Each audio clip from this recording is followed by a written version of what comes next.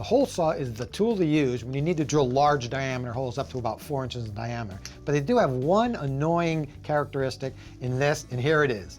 When you're drilling all the way through the board, the wood plug can often get stuck inside the hole saw, and it's very difficult to get out. Often you have to disassemble the entire hole saw to get it out. So here's a simple solution to avoid that. What you want to do is drill about halfway through the board. You start and just drill down. There you go. You just see the hole there, and you just put the pilot bit back in that hole and finish drilling the hole.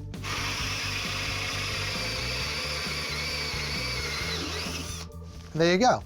What happens is the plug is sticking out about halfway. You can usually pull it out by hand. If not, you can use a pair of pliers. And now, you just all set, ready to drill the next hole. And the other advantage of this technique is you have a clean surface with no splintering on both sides of the board.